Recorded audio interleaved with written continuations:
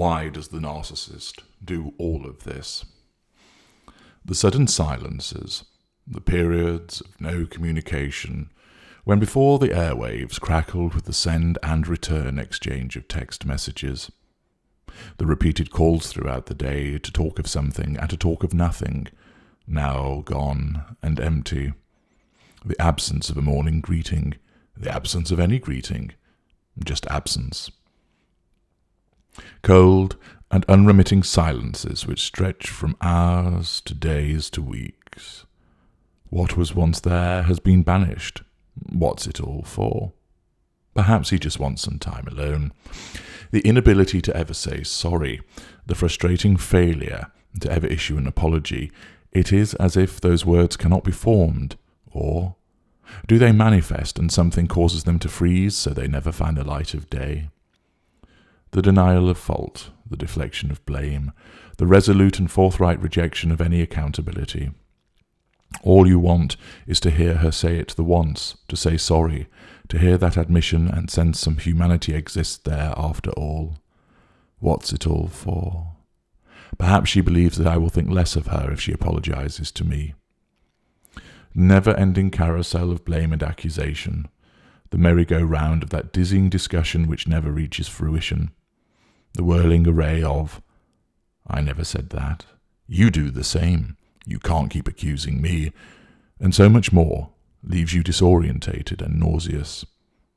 Just once, just one time, can't something be resolved without this round-the-houses farce? Must it always be this way? Why is nothing ever put to bed? Why is everything buried alive? What's it all for? Maybe he just doesn't understand me. Perhaps I need to be clearer about what I mean. The broken engagements, the no-shows, the promises to meet and then the failure to appear, leaving you upset, annoyed and miserable. He promised that this would not happen again. The frequent ringing and all you receive is the notification that the cell phone that you are calling is not available right now. Where is he? Has he forgotten? He cannot have done. You spoke to him only 4 hours ago to remind him of the arrangements, especially after what happened last time. You miss him, and you were so looking forward to spending the night together after a period of not being able to do so. Surely he should have remembered. The chasing messages. Where are you? Are you near? I've been waiting 20 minutes. Where are you? What's happening? I'm worried. What's it all for? Perhaps he has had to work late, or he is stuck on the subway, or he has run out of charge for his phone. The repeated alterations to arrangements, the tears, the shouting, the disappointments, the rolling out of false explanations to try to ease their upset. Yes, he did say he would take you out today. He must be caught up with something else. Why don't we do something instead? How can he let the children down like this? The turning up without agreement and demanding to see the children. Forcing you into a corner in order to placate him so the children are not scared. You back off again and again. Always you making the compromises. Always you trying to explain away the increasingly unexplainable. The arguments about the arrangements, the lies about what was arranged, the confusion over details. What's it all for? Is he going mad? Maybe you are. The insults and slurs, the nasty words, the harsh put-downs and the savage comments, the vicious text message tirades sent at 3 a.m., the blistering verbal attack down the telephone, the dressing down in person just before a night out. The personal, cutting remarks, the swear words, the name-calling and the labelling. So hurtful, so demeaning, so upsetting. What's it all for? Perhaps he just doesn't love you anymore. The chopping and the changing. Last week's date had to be well done, and now it has to be bloody. How are you expected to know? But you were expected to know. The eruption and the tantrum which followed demonstrated that you were the one to blame. Red is good, now it's bad. No soda with the vodka, but now he's banging doors and shouting because there is no soda. Sit there, no there, be quiet, say something. Leave me alone. You never speak to me much these days. Do it like that. No, don't do it like that. Who taught you to do this? This is brilliant. Who taught you to do that? You're an amateur. Back and forth, push and pull, right then wrong. What's it all for?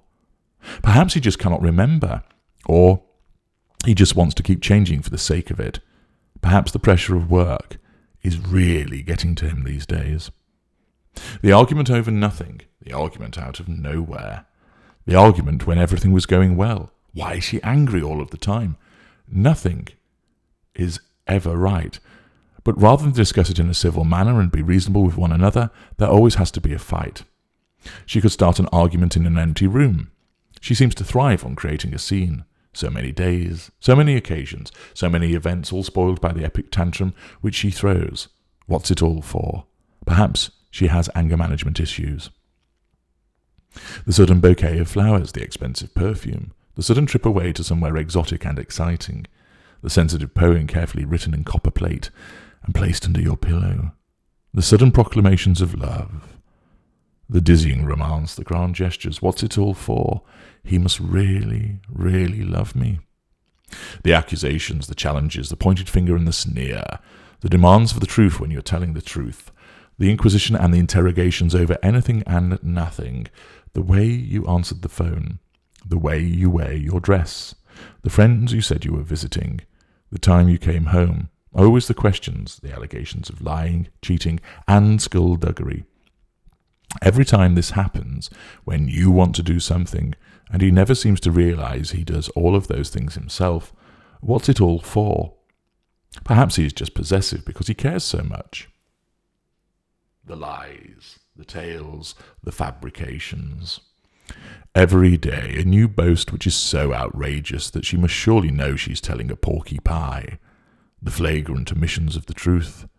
The repeated protestations that this is the truth, even when you know she is lying again. The lies when the truth would serve her better. The inability to know that she is lying. The fact that she really does seem to believe that her lies are her truth. What's it all for? Perhaps she is just a born liar and a fantasist. The disappearances whenever you need help. The excuses that he has something else more important when you require support. The sudden coldness when you call and explain how you have been bullied at work again. The distant look and the eye-rolling as you try to explain why you are crying. The sudden lack of availability when you need a hand. The fact you must fend for yourself, even though you are too weak to stand and feel dizzy. The shirking of responsibility. The rejection of assistance and the distancing when you are injured. What's it all for? Perhaps he just cannot stand the sight of blood or doesn't know what to do when somebody is ill. The flirting, the staying out late, the drunkenness, the drugs, the gambling, the smell of perfume on his clothes, the receipts from lap dancing bars, the hours and hours and hours spent watching porn online, the obsession with his video games, the sudden and mysterious trips away. What's it all for? Perhaps he has an addictive personality. The tears, the pleading, the begging, the demand for one more chance, the assurances that it will never happen again, the promises to get help, the panic in his eyes and the wailing from his mouth, the neediness, the repeated requests to make things right, the long, involved explanations, the repetition of how we should be together and how good we are for one another, the promises, the future. Oh, the promises of what the future can hold for us both. What's it all for? Perhaps he is broken, and you should not walk away from someone in such need. Maybe he struggles to express himself. Maybe he just has never had anybody stand up to him. Maybe she has problems with trusting people. Maybe he is just disorganized. Maybe he struggles with being a single parent. Maybe he cannot help how he feels. Maybe she is indecisive. Maybe he feels unappreciated. Maybe she really does not love you. Maybe that's his way of loving you. Maybe she is just different. Maybe he doesn't love you anymore. Maybe he can't help but feel jealous because he really does love you. Maybe she tells lies to make herself feel better. Maybe he struggles with responsibility. Maybe she's tired. Maybe he's lost. Maybe she's overworked. Maybe he's stressed. Maybe you don't know what you're entangled with. Maybe you make too many excuses for them. Likely, definitely, you're involved with a narcissist, and you did not know. What is it all for? It is because we are narcissists, and we must control you. We must obtain fuel from you. We must gain character traits and residual benefits. That is what it is all for. And it is time that you awoke and realized and ensured that others realised too. If you know somebody who cannot fathom out the behaviour of a romantic partner, a family member, somebody at work, a friend, a neighbour, or in any other field or genre where they are repeatedly asking questions, as the ones that you've heard in this video, where they're going over and over and over it, where they can't fathom out why this person is behaving in this way, you might want to direct them to this video to start the process to getting them to realise who they are actually with, the narcissist. I'm HG Tudor. Thank you for listening.